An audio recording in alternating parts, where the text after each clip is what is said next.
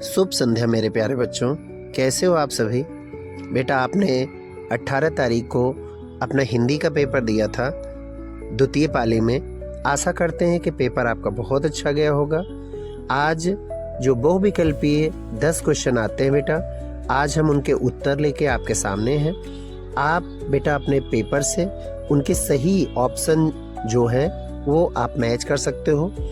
बेटा पहला क्वेश्चन आया था, शुक्लोत्तर युगीन लेखक कौन से हैं। तो शुक्लोत्तर युगीन लेखक बेटा जो है आपको हमने कई बार बताया था कि धर्मवीर भारती जी का उसमें नाम आता है और ये विकल्प संख्या सी आपका सही है। इन्होंने धर्मयुग पत्रिका जो है लिखा, अंधा युग और कई फेमस इनकी जो है कृतियां हैं और इसलिए शुक्लोत्तर युग के ये बहुत ही अच्छे आलोचक और साहित्यकार माने जाते हैं।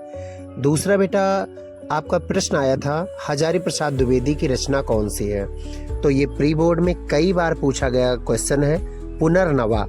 ये पुनर्नवा इनका 4वीं शताब्दी की घटनाओं पर आधारित एक बहुत ही अच्छा जो है उपन्यास है, बहुत ही अच्छी रचना है।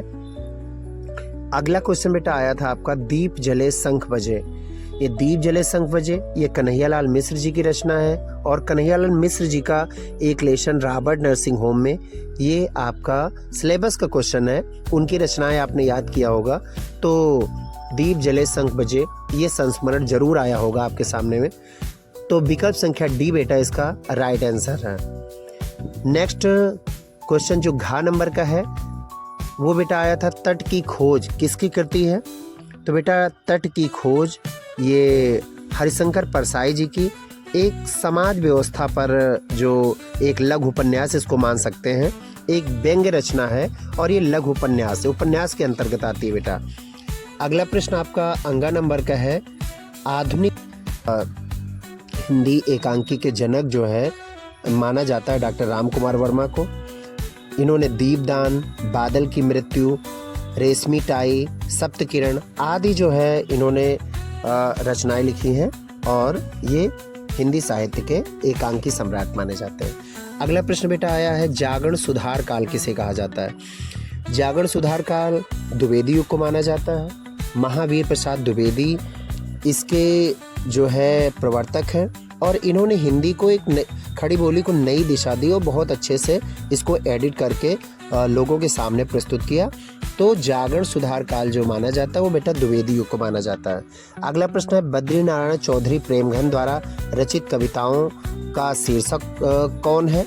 तो बेटा ये आनंद अरुणोदय आएगा, क्योंकि आनंद कादम्बरी इनकी पत्रिका थी। इन्होंने अपनी रचनाओं में आनंद शब्द जोड़ा है, इसलिए ये इनका जो है राइट आंसर जाएगा सी के साथ। गा नंबर में बेटा पूछा गया, दीप शिखा काव्य कृति किसकी है। बहुत आसान प्रश्न है, दीप शिखा महादेवी वर्मा की काव्य कृति है। नेक्स्ट क्वेश्चन घा नंबर पूछा गया, हरी घास पर क्षण भर किसकी काव्य कृति है। ये बेटा अज्ञेय की काव्य कृति है। हरी घास पर क्षण भर ये 1949 के आसपास लिखी गई एक काव्य कृति है अज्ञेय जी की। नेक्स्ट क्वेश्चन और लास्ट क्वेश्चन पूछा गया बेटा, मैथिषण गुप्त की रचना कौन सी है। तो बेटा ये यशोधरा रचना है और इसमें गौतम बुद्ध की जो पत्नी है यशोधरा, उनके जीवन का बहुत ही मार्मिक वर्णन हुआ है। तो आशा करते हैं कि आपके जो प्रश्न हैं बहुत ही अच्छे गए होंगे, आपने बहुत अच्छे से लिखा होगा। और अगर कोई प्रश्न आपका गलत भी हुआ होगा बेटा, तो उसके लिए आप परेशान ना हो, आप अगले प्रश्न की तैयारी करिए, बहुत अच्छे से अपने पेपर को सॉल्व करिए मन लगा के, और आशा करते हैं कि आप अपने स्कूल का नाम रोशन करेंगे और बहुत अच्छा करेंगे। थैंक यू, बहुत बहुत धन्यवाद बेटा।